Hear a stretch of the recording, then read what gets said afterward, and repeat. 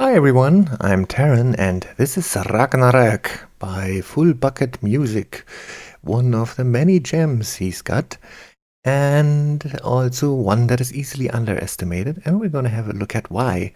And to look at why, we also have our little scope here from Unplug Red. And I will try or see to put both links into the description of the video.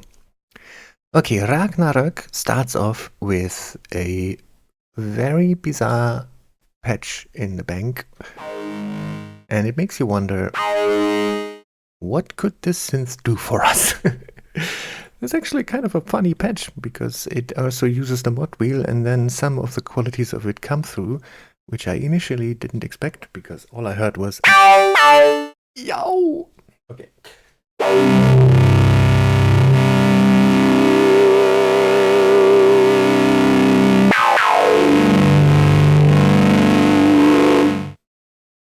Well, it's still sort of not all too promising for all its glorious scratchiness and all, and that is due to the overdrive. But we're not going to look at this preset, no, and we're also not going to look at any of the others, which you can go through in this trusty bank arrangement. And instead, we're going to start from scratch. And for that, we're going to go to Menu and choose Init Program. And now it will warn us, oh, do you really want to replace this part of the bank? And we go, yeah, sure. And there we have a square wave and pretty much nothing else, except for a slightly low filter cutoff. And you can see that by looking at the waveform. Of course, you can also hear that, but it's nice to have the scope, and then we can adjust the filter just to make the square wave like a neat and clean square wave.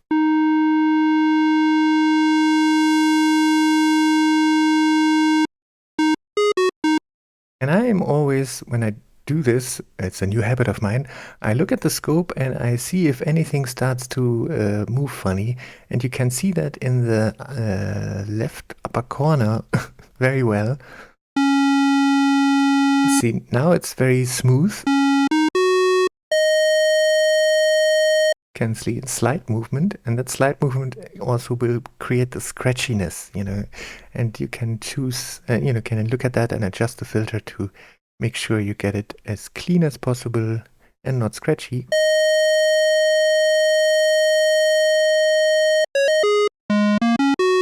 And now we have a smooth square wave.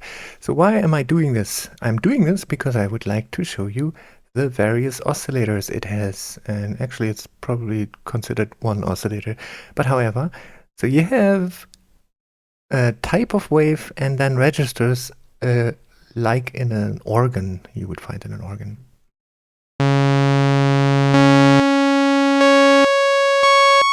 And so forth, and for all waveforms. But when you do that, you can also notice that the volume changes dramatically. So instead of compensating for having two oscillators run, it just adds them together.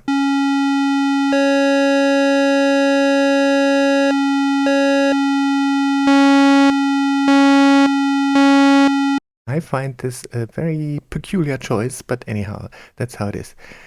And so we have the saw wave, the square wave, and a pulse wave. Now, a pulse wave normally only becomes interesting when you pulse width, but I cannot see anywhere where you could adjust that. So you have a fixed pulse wave. Okay, why not? And also all registers, of course. Very organ-like. And the last thing here is the interval. And I'm saying the last thing because this is something entirely different. So the interval is an interesting one. It's also a square wave, except it is tuned to a different interval. And by default, that's a fifth. And to change that interval, and you can do that, you go up into that upper left corner, and there is a dial called int, which is short for interval.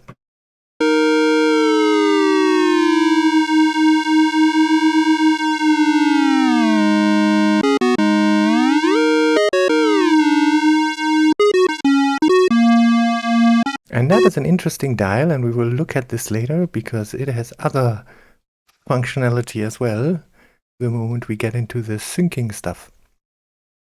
Because it has some sync mode. But we'll look at that later. So first, here's the square wave again. And now you have multi-voice. Multi-voice is an unisono that basically makes two waves out of one. And again, you can observe how the volume changes. All right, and to change the detune for the multi-voice, again, we go up into the left upper corner, and there is a spr, which is for spread.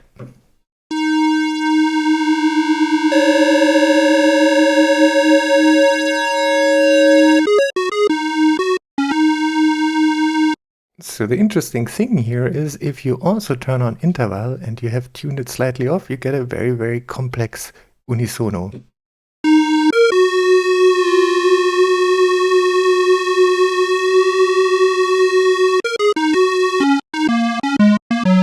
And now some might think, oh wow, this is cool, and maybe I can do a crazy super saw.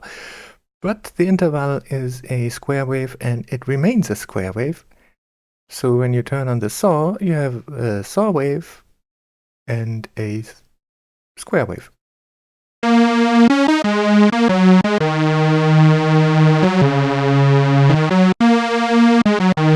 Oh, not bad, but well. Maybe it's kind of super. So the other funny thing is you can turn on multi-voice for a discrete register. For example, right now we have it turned on for 8. Now, if I turn on a 4 register on any of those other oscillators, that will not get a unisono. So let's turn off 8, turn on 8, and you can hear that 8 has the unisono, but 4 doesn't. But you can turn it on.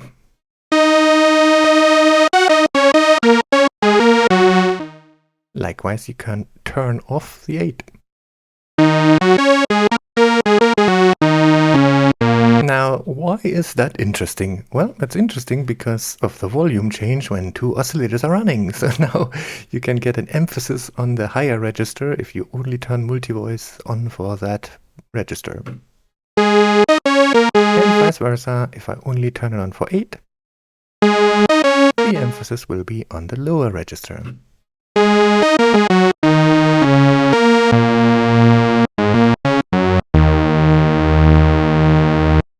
So there's that.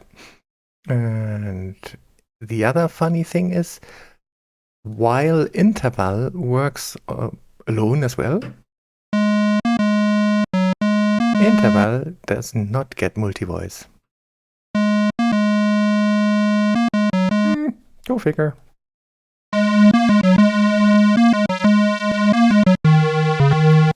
So much about all the oscillator stuff from down here and a little bit from up here. So now let's go to a weirder thing, because that has to be covered, and that is the syncing. Syncing! Oh my goodness, that's a weird one in Ragnarök, because sync is turned on by changing the envelope amount of the oscillator's detune. And the envelope amount naturally refers to an envelope, and which one it is? It's the filter envelope. So let's just look at that for a second. I go into the filter envelope, give it some decay, and you can hear that it's having an effect. And let me turn up the sustain.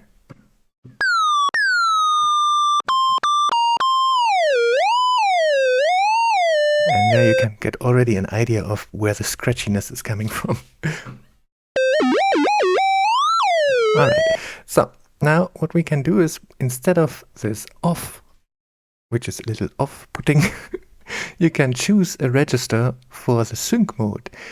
And then you happily choose a register for the sync mode. Let's go totally extreme by 16. And you wonder, but nothing is happening. And then you get the nice hint that you turn on multi-voice. So multi-voice for the register you have chosen has to be turned on for that sync to take effect.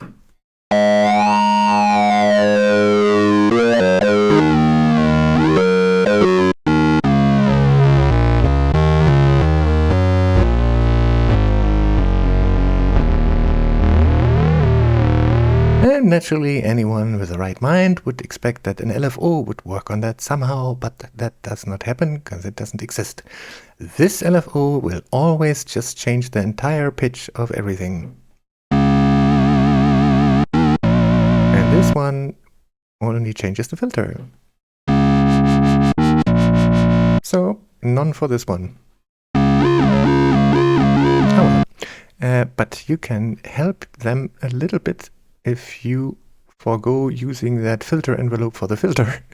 You can, for example, crank up the attack and the decay and the sustain a bit down, and then you get a bit of movement.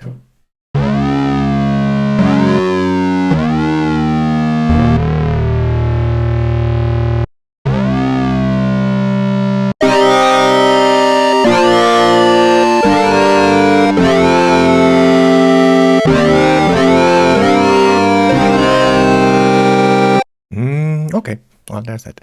That is funnier when you add a little bit of a delay to it. And I'm using the delay from 6th Sample, which I really like. It's a free one. I guess you can pay for it too, but there's a free version.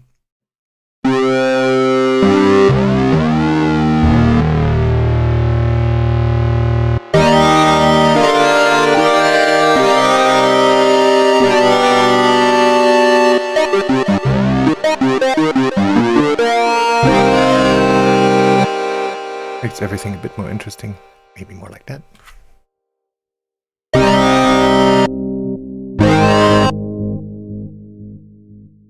Maybe a little intense. Anyhow.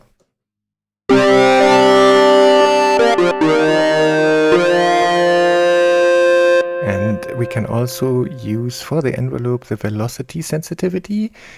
There are two. One is for the attack. And that is a weird one we're going to look at later. And the other one is for the amount of the filter envelope. I crank it all the way up and you get...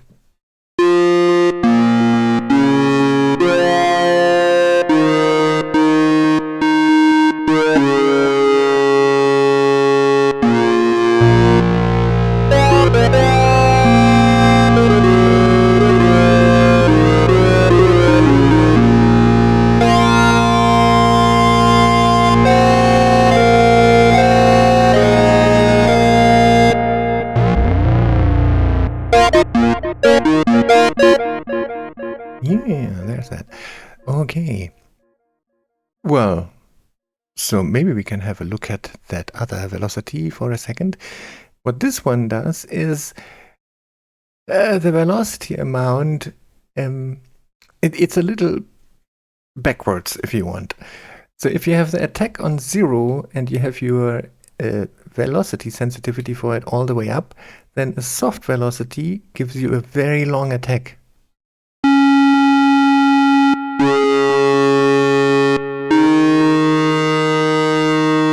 And a hard velocity gives you whatever you have as maximum set, and that is 0.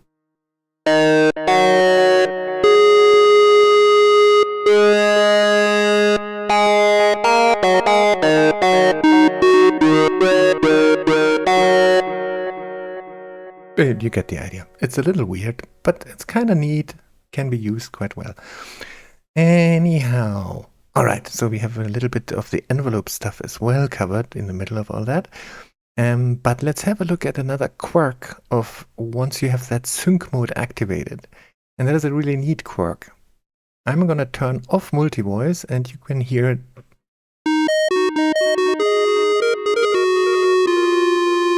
no sync effect. But now I'm going to turn on the interval.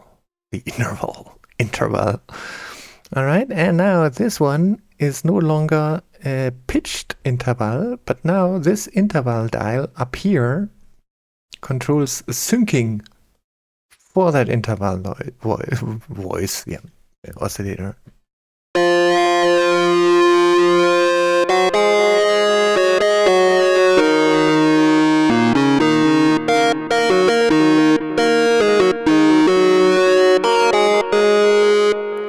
what is interesting about that is that this way you can use sync also to get a change in the tone or the timbre, and still you'll be able to use the envelope for the filter. And that is kind of nice. So there you can do a little bit more.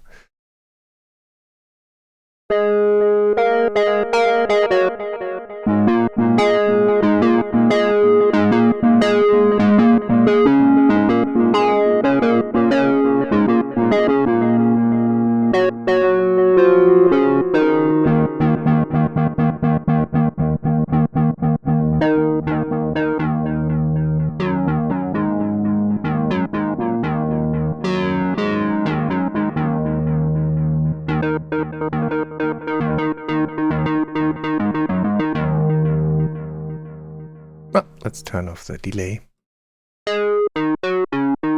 So that's a curious quirk. And also, this one responds to what register you have chosen for the sync mode. So right now we are on 16. If I go to 8, the effect will be much milder.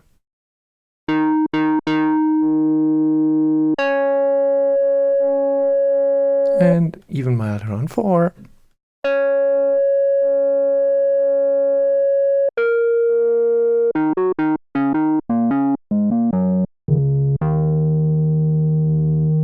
And there's also the reverse of it.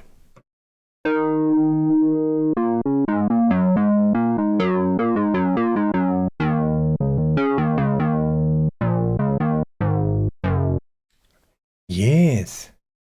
Oh, let's give the envelope for the filter a bit of a release, and also for our amp.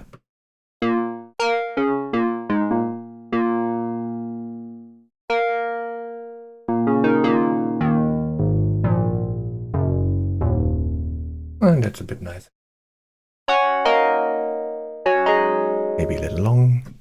Maybe we give also a bit of a decay on the amplitude and sustain down. And a bit on the velocity for the amplitude.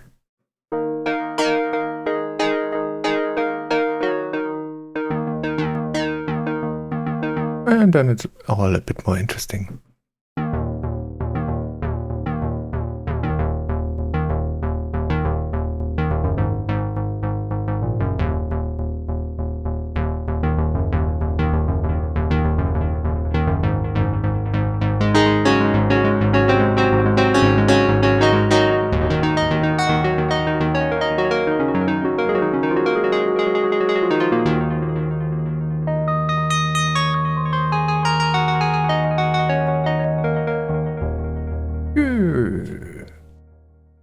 So, that showed a little bit of the quirkiness with the sync modes.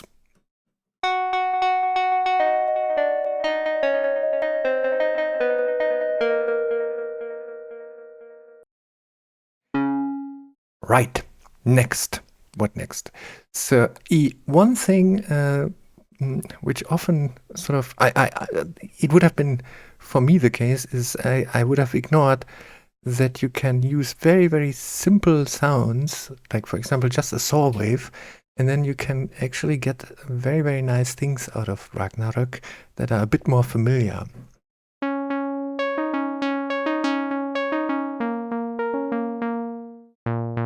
And you get to also enjoy the not so bad filter.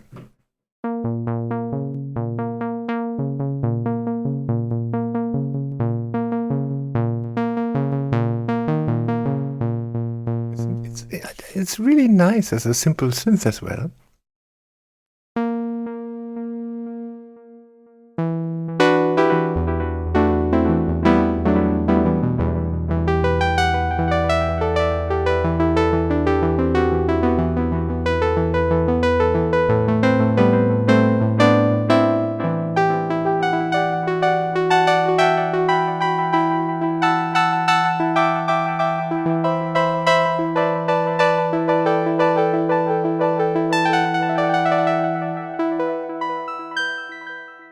Yes.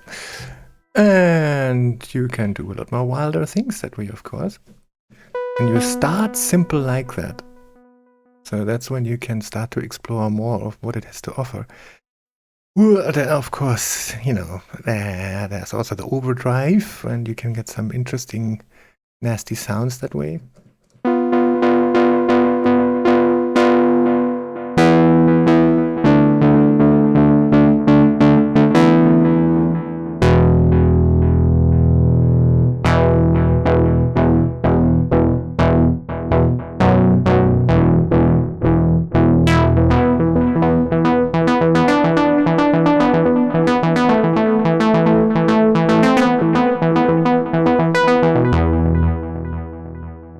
Yes, but that's different stuff.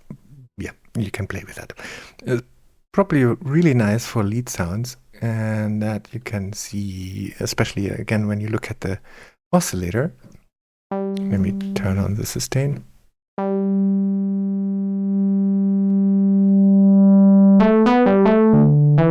But I must say there's a really weirdness about this, because this literally overdrives the signal. So that means, and it does that, after everything, it seems. So even after your volume. So if you, for example, overdrive the saw,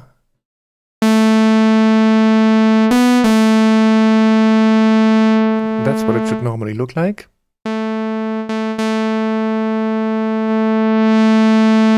now it's overdriven, but when I change the volume, it actually happens before the overdrive. So it turns back into the not overdriven saw wave.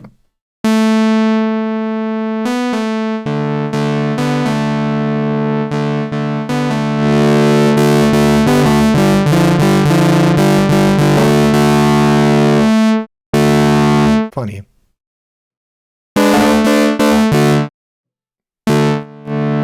Strange choice if you ask me, but anyhow, so there's that. Okay. Also, I don't know if I have mentioned that, but as it is very modern, when you double click on a dial, it goes back to its default position. Ta-da! Yeah, so there's that. And of course you have a nice little 7-band equalizer here, also very interesting for the design of your tone, naturally. But you have to be careful with that, because that can also lead to some unwanted overdrive.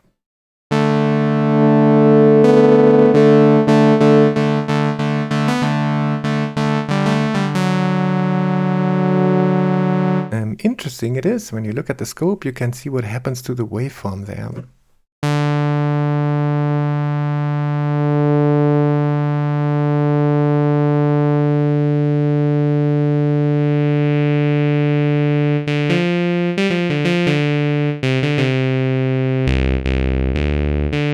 So this is not to be underestimated when it comes to the design of your sound.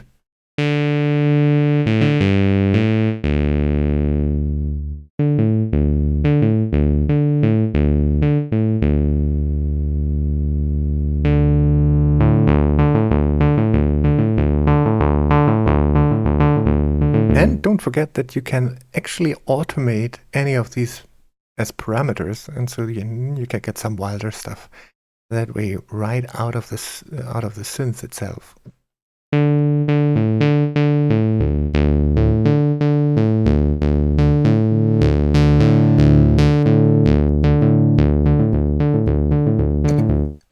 Okay.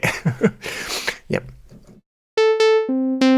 And also double click works here as well, so you can double click on the band and it will reset to the default 0 position.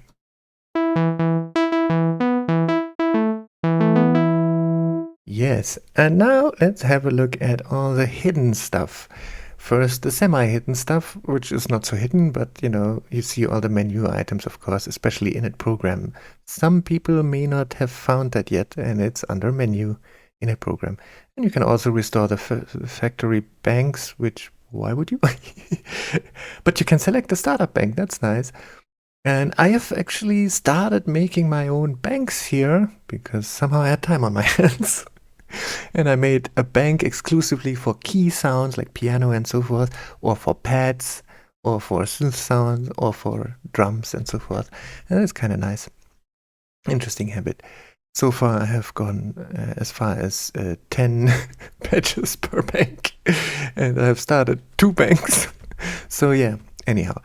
So there's that stuff. And the a little bit more hidden stuff is right here. You see these nice little dots?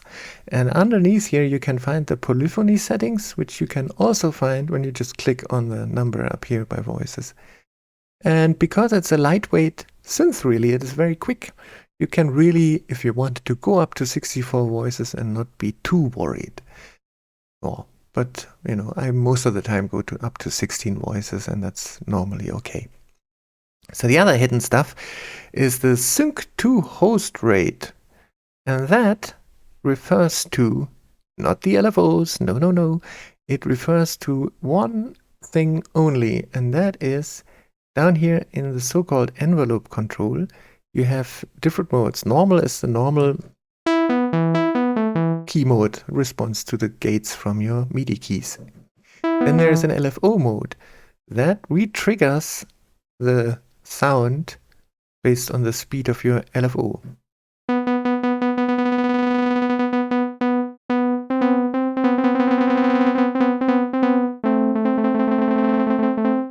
That's kind of funny. And you can change the gate length with that little dial up here, the Len dial.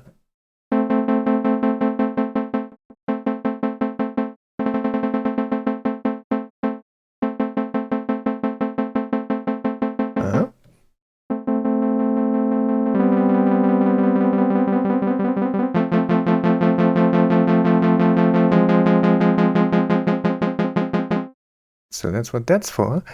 But you can also turn it to host. So in here you can pick the host sync rate. See, no, it doesn't respond. So you have to play in your host, and then it responds to that rate.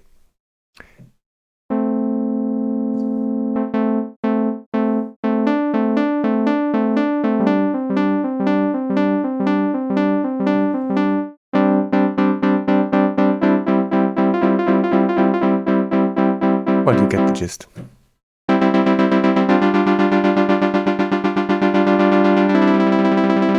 And it's very, very funny because that apparently is polyphonic, so it responds to when you hit the key. But the LFOs are not, they are not polyphonic, so that's a good thing to know. Anyhow, let's stop this. And set that envelope control back to normal. Also, the LFO is polyphonic if you have your envelope control of it. But it's not polyphonic for your the modulation of the tune or the filter.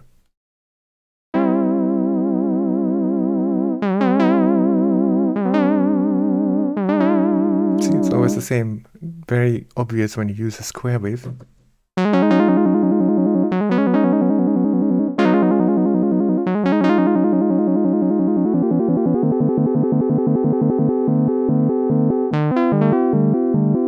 Isn't that annoying? It annoys the heck out of me.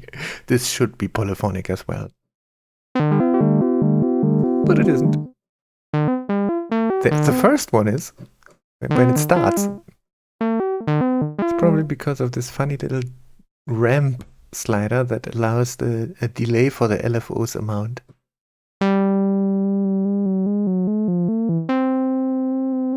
Because this delay, however, is polyphonic.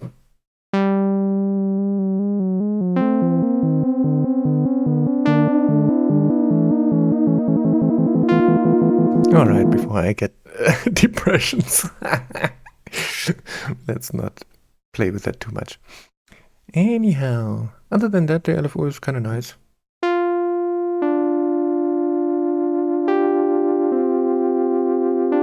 And the moment you like to have a bit of vibrato going and you wonder how on earth can I get, where is the slider for my mouse wheel? I want to use my mouse wheel? No, the mod wheel, I mean.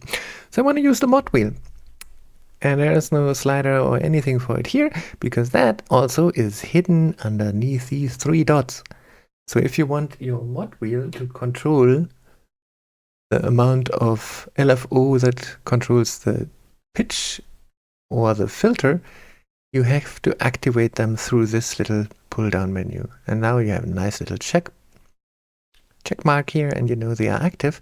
And now the LFO will only respond to what you do with your mod wheel.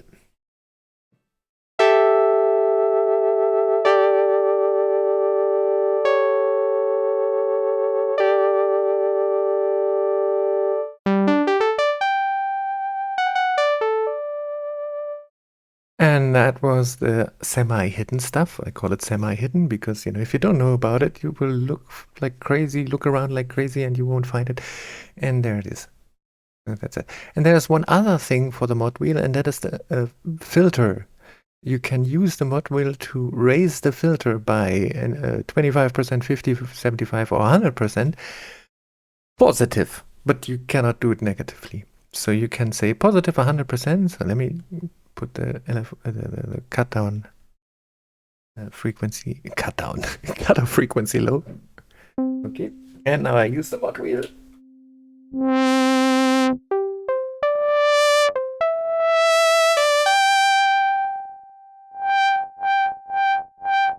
Hear that scratchiness? That is a lack of filtering for the incoming MIDI signal.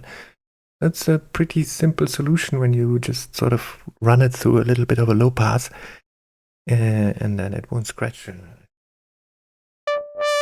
This one, however, does. So it takes the exact MIDI value rather than interpolating it to make it smooth.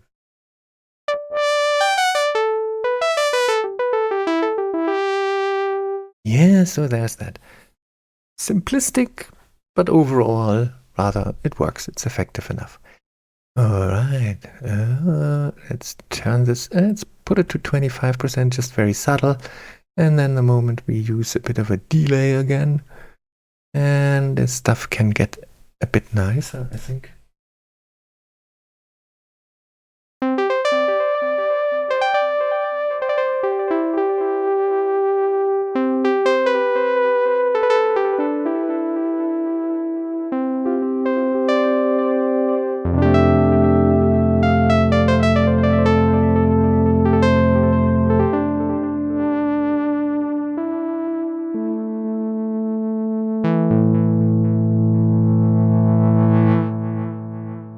Yes.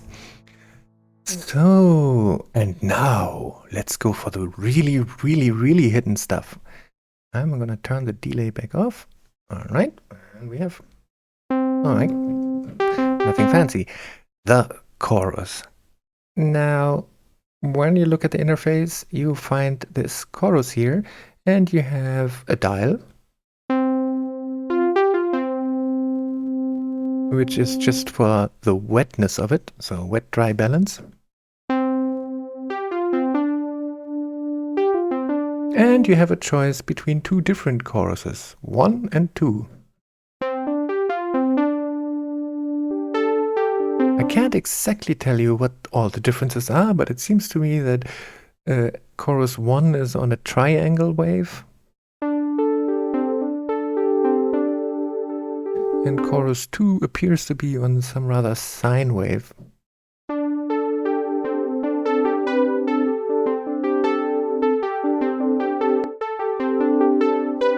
Oh, it's hard to make out the differences. Yeah.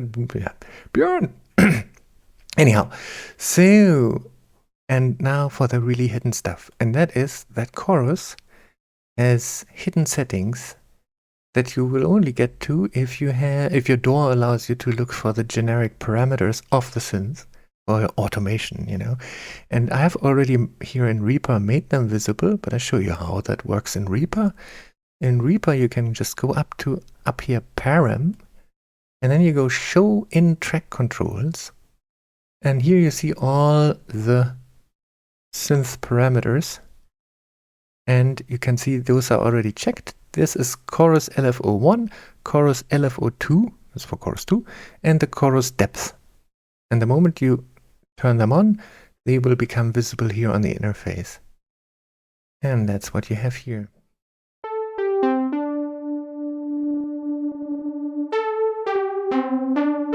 And this is the chorus depth.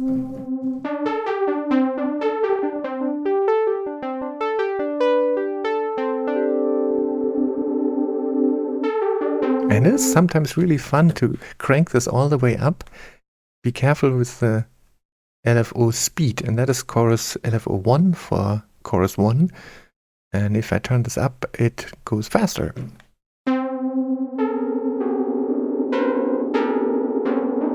And then you get pretty wild effects. And if I went ahead, oh, my mouse pad is sticky now because it's a bit warm, and I'm starting to be a little sweaty. Anyhow, so I'll put the sustain down and relatively fast decay.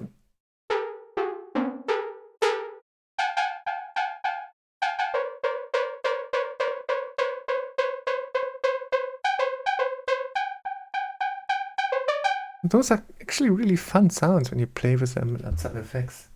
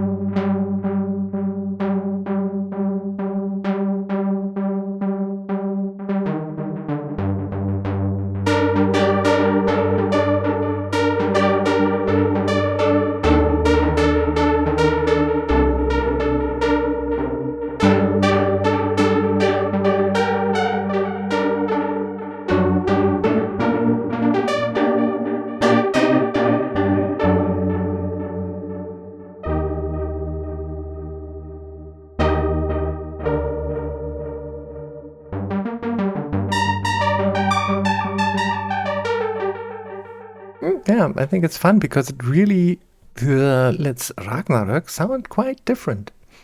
And also, if you do that with LFO 2, LFO chorus 2, the effect is very, very different. So right now, the depth is set to something, but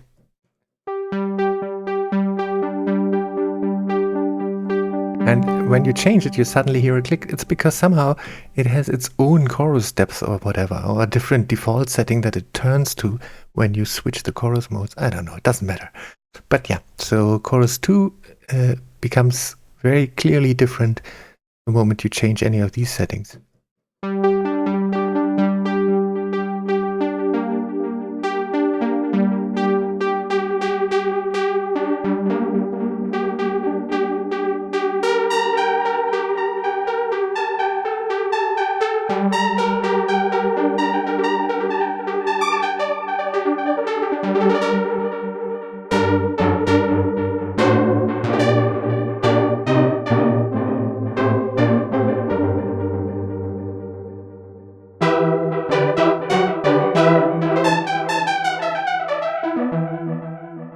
Yeah, would be a pity not to know about those hidden settings, because yeah.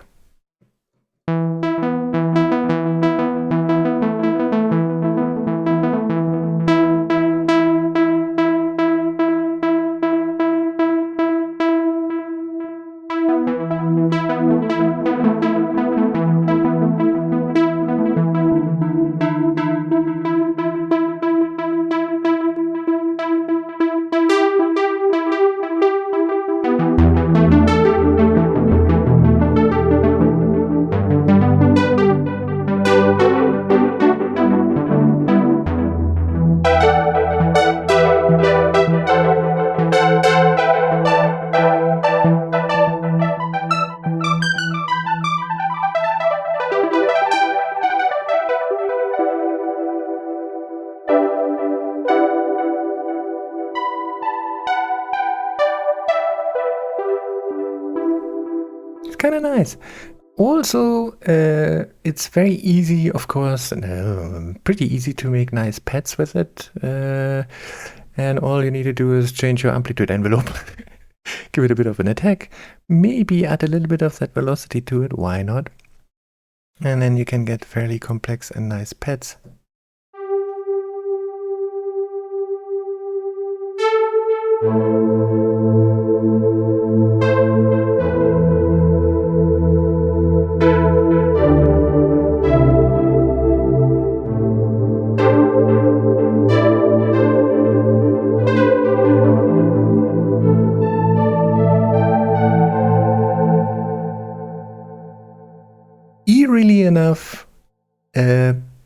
For the pads, it's really nice to use sync modes carefully. And by carefully, I mean you use an interval, and then you can adjust your timbre or your tone with that interval knob. So make sure you have it turned on.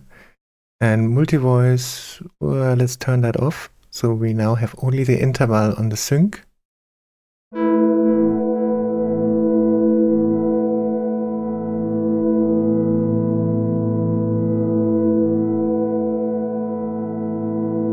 Isn't that nice?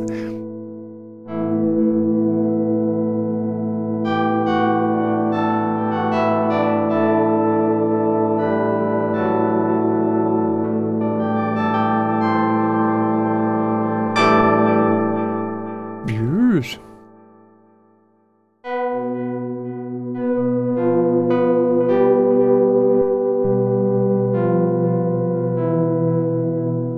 And we can have a look at what's happening over here.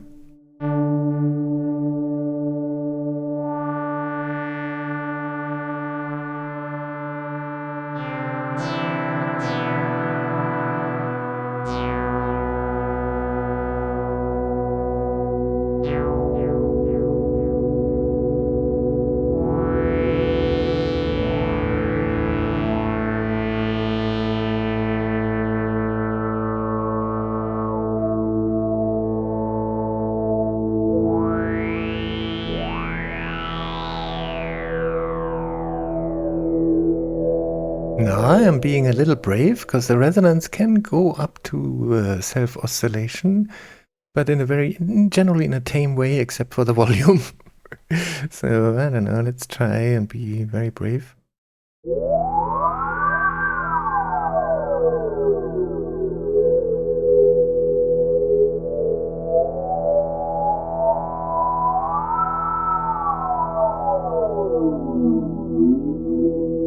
And if you want those interesting resonances, but you find it is a little too numb, too dampened, you can switch between your decibels per octave and go from, I guess, it might be a 4-pole down to any lesser poles, and then you get more of the high frequencies, high spectrum of your sound.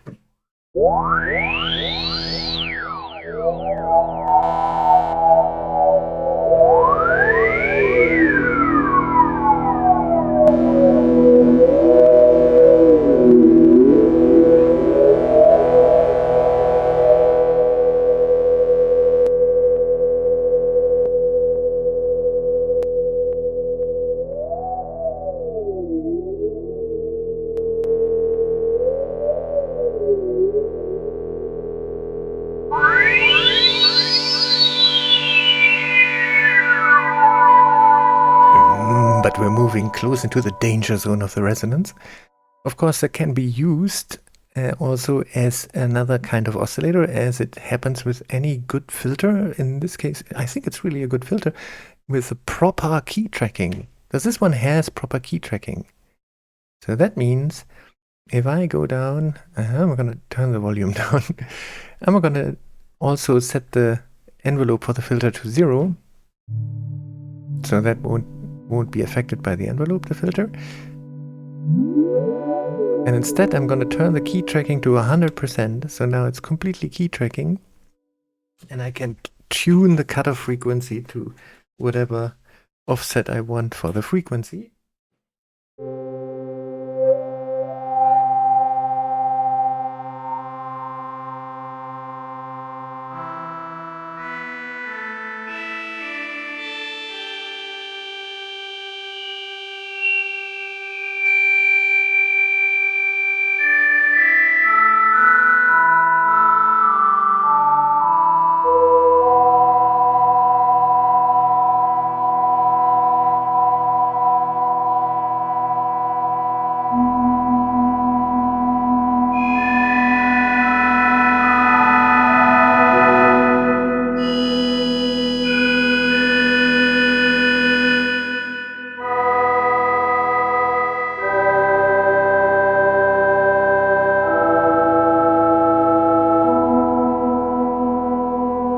So that's one of the nice abilities of this. Of course, I have a lot more going on, which is why it doesn't sound so clear.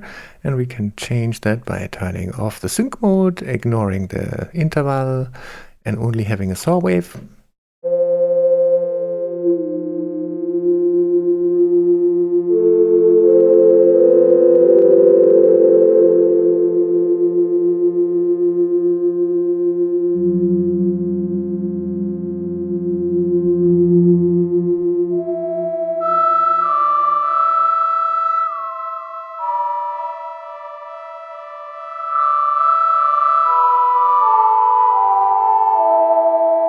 So key tracking is perfect.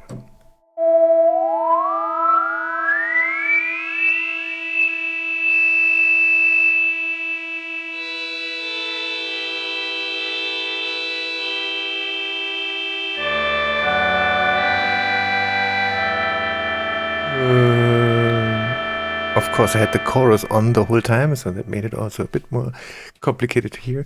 And I also have a bit of LFO influence on it.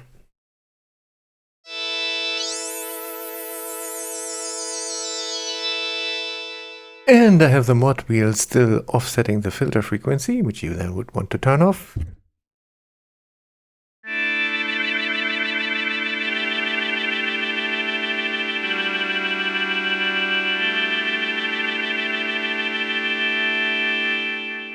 So, as a whole, that pretty much was, I think, all the settings and all the stuff you can do with Ragnarök. And did I ignore anything? Well, you have a global tuning, which is very mild. So it only goes to like 0.5 cents, I think. And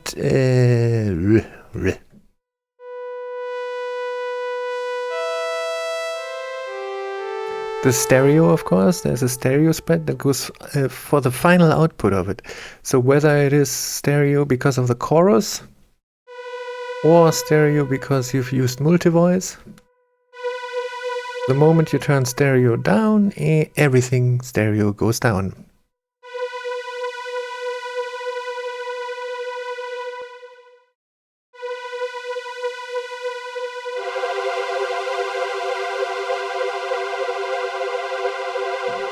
And a little tip for those who haven't thought about it much.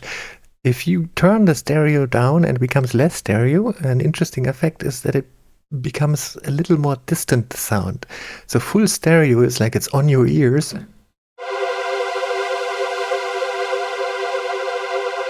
But the moment you turn it down, it moves away from around you and moves, you know, somehow in front or behind you.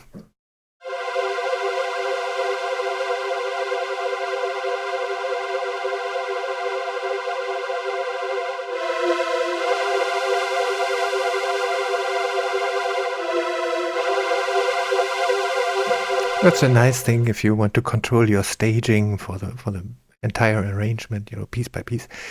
Anyhow, but this is just, you know, there it is. So that was the last dial, I think. The last dial, the last button. Well, there's previous and next to go through the banks. And there is a MIDI learn, which is very nice, but it's you know, of course, it doesn't save with your patch. So that's for when you know. But to understand how the MIDI learn works, you click on learn and you wriggle a parameter, like let's say the filter cutoff, and then you move the MIDI controller for it. Or was it the other way around? Let me see. Oh, I think at the same time or something like that. Yeah. So at the same time, you wriggle both at the same time. I don't know. Is there another order? Well, I think you can. How do you unlearn it? In there, where's the unlearn thing? I don't even know. Right click? Oh, right click. Yeah, genau. Unlearn. Yeah. And then you can unlearn. And then your MIDI controller is free again. So apparently, so right click changes between learn and unlearn. Right click on the button. Interesting. Good to know. So I learn, I wriggle my controller, and then the parameter. Yeah, so that's how it goes. So you hit learn, you wriggle your MIDI controller, and then you wriggle the button or the parameter that's supposed to be learned. And now this is linked to some slider on my MIDI controller.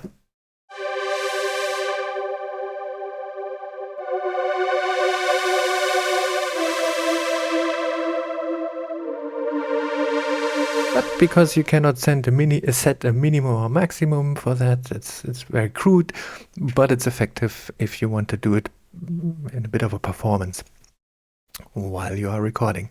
It will then also really record that parameters change and not so much what your MIDI controller does. And that's a good thing, because otherwise, if it would load the project again and somehow it wasn't linked or whatever. Anyhow, it's a good thing. So it works. And I think that was almost, oh my God, I forgot another big one that is practically shining away. And that's the ADSR switch to AD for the envelopes. And that is interesting, especially when you do drums. Let me just enter the program one more time. Yes. So right now, it's by default, it's on ADSR. But if you say AD, then your decay is also your release.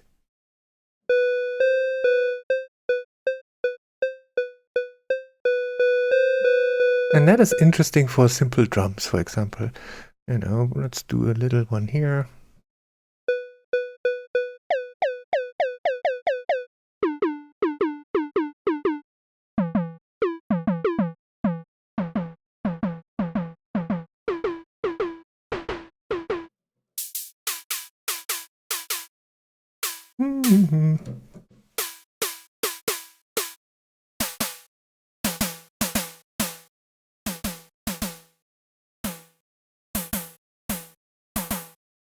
Or, that sort of stuff.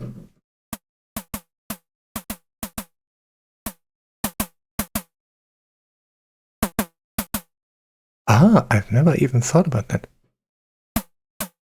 That's because I am using the interval just tuned a little off rather than on a fifth.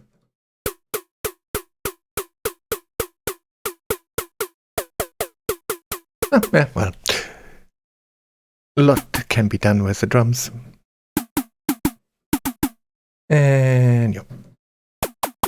So there's that. So AD and ADS are very neat for things when you know what you need. For example, also a marimba or this kind of blocky sounds that basically just have the same release as they have the decay. And that saves you also some processing, I'm pretty sure. All right. So I think that was all there is. And the rest is up to you to explore. You can get quite a stunning variety of sounds out of Ragnarök. And it's fairly easy to make an entire arrangement and make a whole song just out of this one. And if you want to know what that sounds like, come to the OSC on KVR forums and check out what people are submitting already. I have also done one already. I've done a bunch of more with it already, just for fun.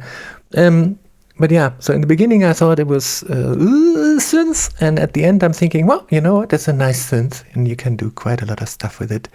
And you should just go easy on it at first. Try to work simple, like just with a saw wave or just with a pulse wave. Use a scope that is very informative, and you can get an idea of what happens to the sounds. Oh yeah, and I didn't go much into the whole noise oscillator thing. That is also another of the annoying parts. This is maybe a quick one. So there is a noise generator in here, and you can mix between the oscillator, and you have one turned on. Let me turn this off. Let me go to low pass. But there's no way to modulate this. So there's no, use an envelope to modulate this. What a nice addition this would have been, but that's not there. So one way of kind of dealing with it is just to dial in a little bit of the noise and then use the filter envelope.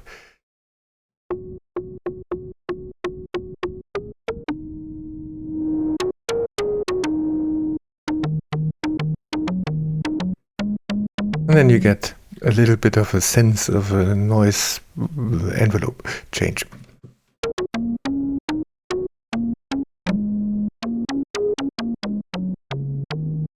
Alright, there's that. And I'm saying alright quite a lot. Anyhow, so there's another thing that is quirky about this and also a little annoying, is if you use, for example, only noise, but on your waveform you add multi-voice. And then there's the multi-voice, and you can hear the second voice, and the other one is the noise.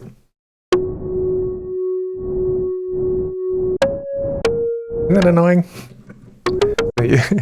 Multi-voice. It's a bit weird.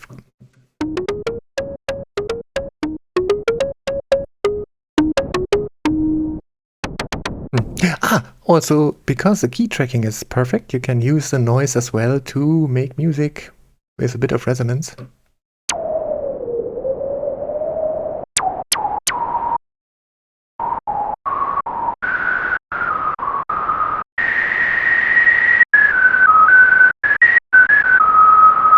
Why not? It's possible.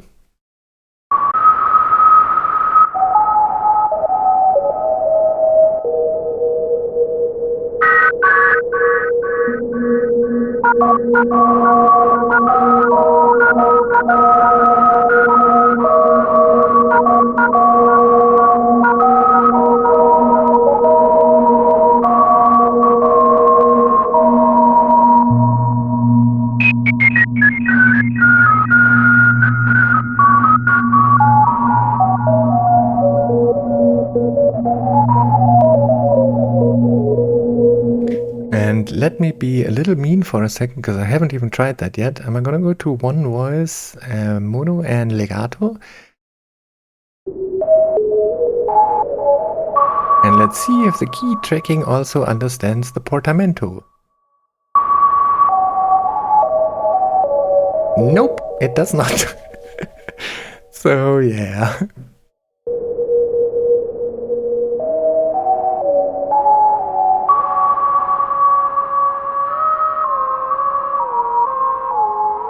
Funny.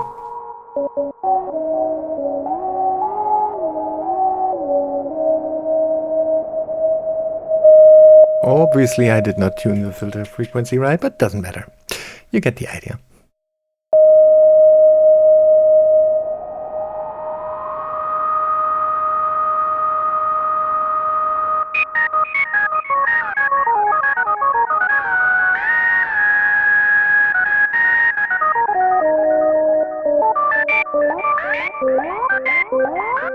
Funny stuff.